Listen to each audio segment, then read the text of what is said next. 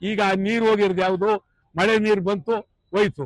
ಆದ್ರೆ ಸಮಿತಿಯವರು ನಮಗೆ ನೀರು ಬಂದಿದೆ ಅಂತ ಎಲ್ಲೂ ಹೇಳಿಲ್ಲ. ಮತ್ತೆ ಆವತ್ತೇ 13ನೇ ತಾರೀಕೆ ಸುಪ್ರೀಂ ಕೋರ್ಟ್ನಲ್ಲಿ ತಮಿಳುನಾಡಿನವರು ಕೇಸ್ ಹಾಕಿದ್ದಾರೆ. ಆ ದೃಷ್ಟಿಯಿಂದ ಅಖಂಡ ಕರ್ನಾಟಕ ಬಂದ್ಗೆ ಇಡೀ ಕರ್ನಾಟಕದ ಉದ್ದಗಲಕ್ಕೂ ಬೆಂಬಲ ಎಲ್ಲ ಸಿಕ್ಕಿದೆ.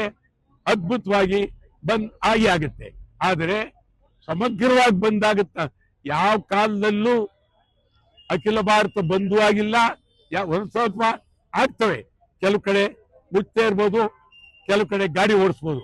ಆದರೆ ಕರ್ನಾಟಕ ಬಂದ್ನಿಂದ ಇದು ಕೇಂದ್ರ ಸರ್ಕಾರಕ್ಕೆ, ರಾಜ್ಯ ಸರ್ಕಾರಕ್ಕೆ ಇದೊಂದು ಸಂಪೂರ್ಣವಾಗಿ ಭಾರಿ ಶಕ್ತಿಯುತವಾದಂತ ಗಮನವನ್ನು ಸೆಳೆಸ್ತಕ್ಕಂಥದ್ದು ಬಂದ್.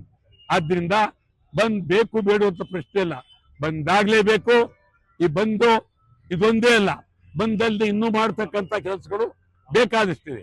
ಅದ್ ಮುಂದೆ ಬೇರೆ ಬೇರೆ ಹೋರಾಟಗಳನ್ನು ಮಾಡ್ತೀವಿ. ಬಂದ್ 13ನೇ ತಾರೀಕು ಹಾಗೆ ಆಗುತ್ತೆ. ಬಂದ್ಗೆ ಈಗ ನೀರು ಹೋಗಿರೋದು ಯಾವುದು, ಮಳೆ ನೀರು ಬಂತು ಹೋಯ್ತು.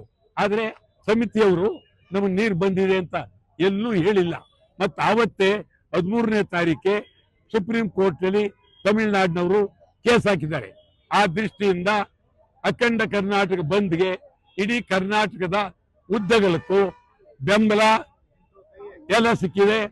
ಅದ್ಭುತವಾಗಿ ಬಂದ್ ಆಗುತ್ತೆ. ಆದರೆ ಸಮಗ್ರವಾಗಿ ಬಂದಾಗುತ್ತ ಯಾವ ಕಾಲದಲ್ಲೂ ಅಖಿಲ ಭಾರತ ಬಂಧು ಆಗಿಲ್ಲ. ಒಂದು ಸ್ವಲ್ಪ ಆಗ್ತವೆ, ಕೆಲವು ಕಡೆ ಮುಚ್ಚೇ ಇರ್ಬೋದು, ಕೆಲವು ಕಡೆ ಗಾಡಿ ಓಡಿಸ್ಬೋದು.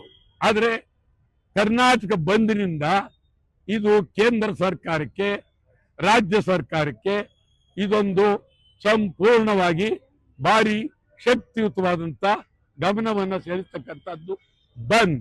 ಆದ್ರಿಂದ ಬಂದ್ ಬೇಕು ಬೇಡ ಅಂತ ಪ್ರಶ್ನೆ ಇಲ್ಲ, ಬಂದಾಗ್ಲೇಬೇಕು. ಈ ಬಂದು ಇದೊಂದೇ ಅಲ್ಲ, ಬಂದಲ್ಲದೆ ಇನ್ನೂ ಮಾಡ್ತಕ್ಕಂಥ ಕೆಲಸಗಳು ಬೇಕಾದಷ್ಟಿದೆ. ಅದ್ ಮುಂದೆ ಬೇರೆ ಬೇರೆ ಹೋರಾಟಗಳನ್ನು ಮಾಡ್ತೀವಿ. ಬಂದ್ 13ನೇ ತಾರೀಕು ಹಾಗೆ ಆಗುತ್ತೆ. ಬಂದ್ಗೆ